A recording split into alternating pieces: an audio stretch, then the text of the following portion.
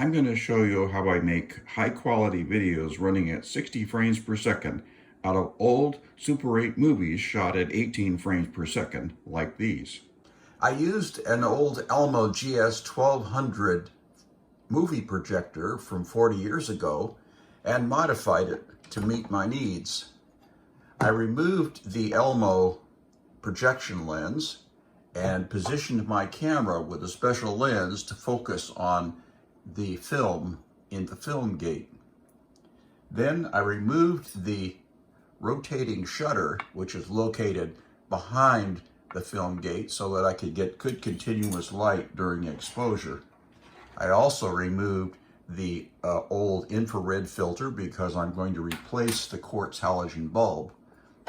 Then I took out the quartz halogen bulb that used to be mounted for projection and very hot, and replaced it with a LumaCube LED light, and just used some plumber's tape to hold it in place.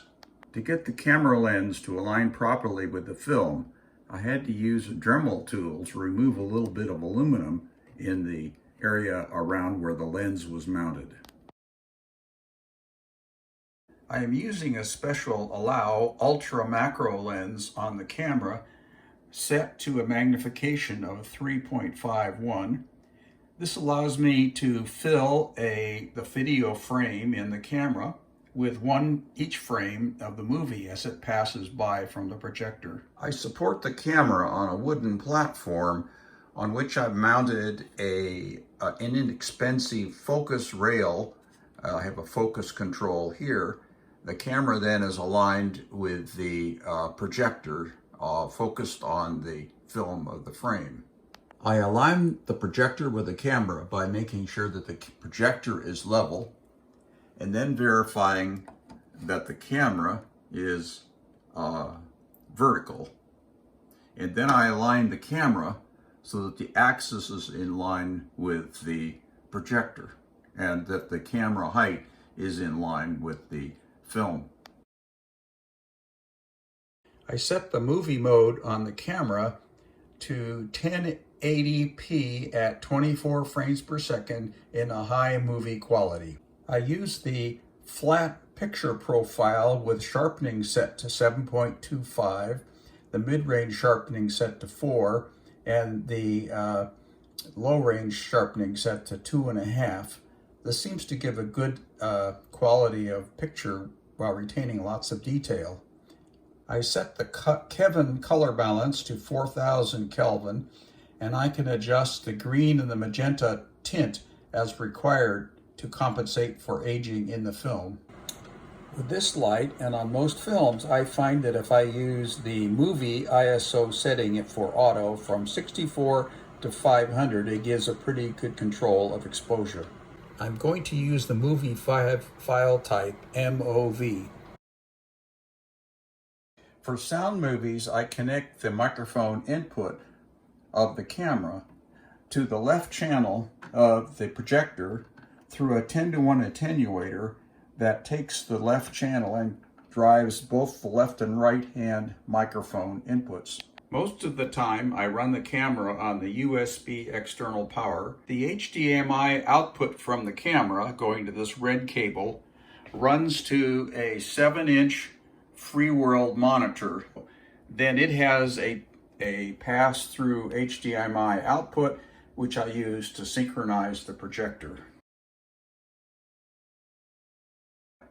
Each frame exposed in the video in the camera is a separate frame moved into position by the projector at 24 frames per second. And for that, I need to synchronize the movement of the projector with the speed of the camera.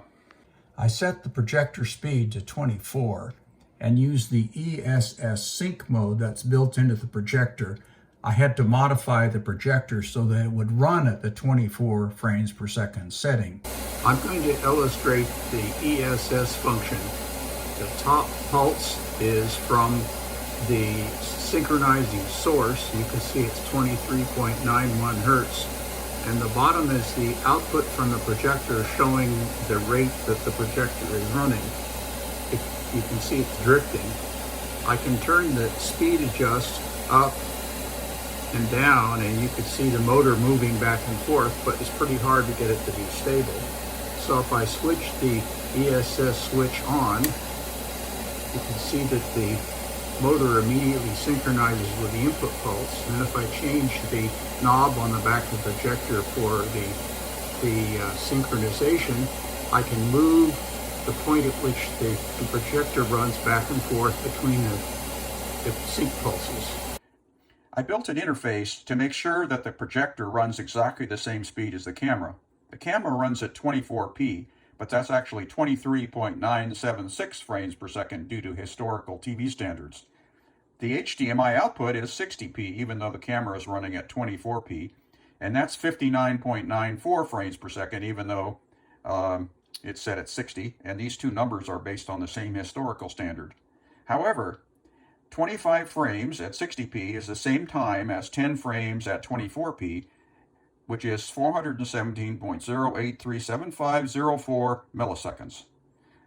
So my circuit takes the HDMI output, runs it through a commercial RGB analog converter, which has an output at 59.94 hertz for vertical sync.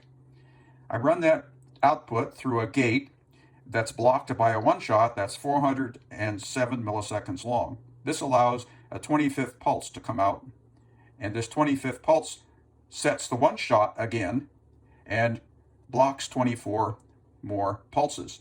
It also resets a free-running oscillator, which is set to run at 23.97 hertz. This ensures that there is no long-term difference in the pulses being generated to the projector between the 23.97 hertz oscillator and the frame rate of the camera running at 23.976 frames per second. This is the RGB converter from the HDMI output. Its output, the vertical sync signal, goes to my two-timer circuit, and the output from that, which is now locked to the camera, goes to the projector and makes sure that the projector runs at the same speed as the camera.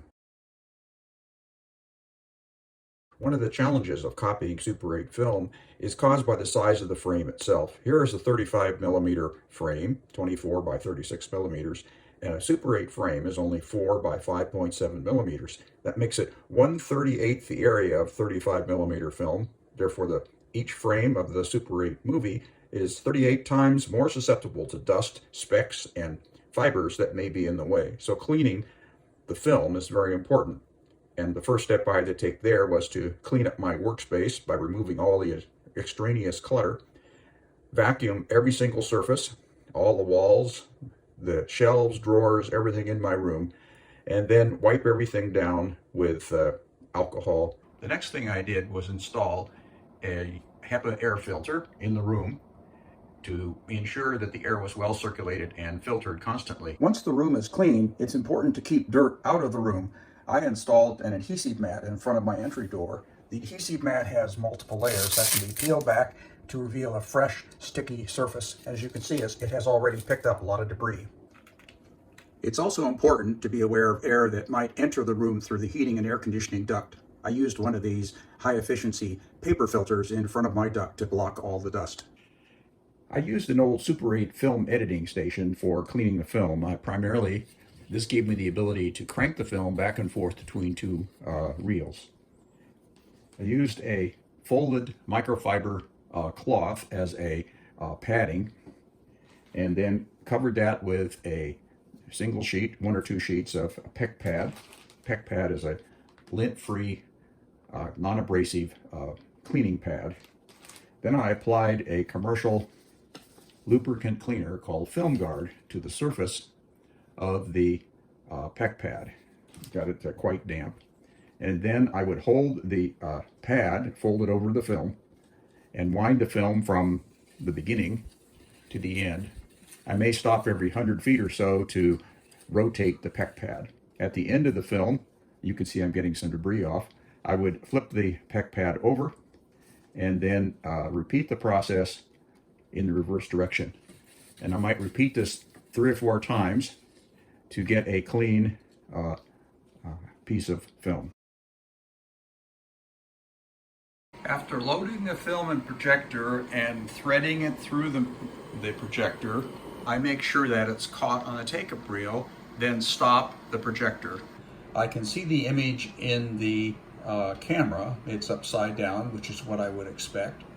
And then I can also see the image on the free world monitor, which has the feature to flip the video vertically so that it's now showing in correct orientation. I can press on the magnify button on top of the free world monitor and look very carefully at the grain in the video as I turn the focus knob, and you can see that it goes in and out, so I can pick the point of optimum focus. I can press the start movie record and then start the movie running, and then I have to check synchronization. If the movie is synchronizing correctly, then the frame that I see in the monitor will not have smear lines between the bottom to the top. If it looks okay, then I will stop the movie, reverse the projector until I feed back and see the leader. You can see it go down and then come up, and I'll stop right as it reaches the gate in the projector.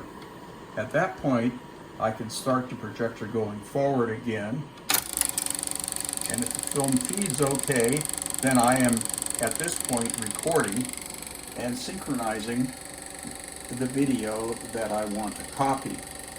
At the end of the movie, I return off the camera record mode. The recorded video is now ready for further processing in iMovie.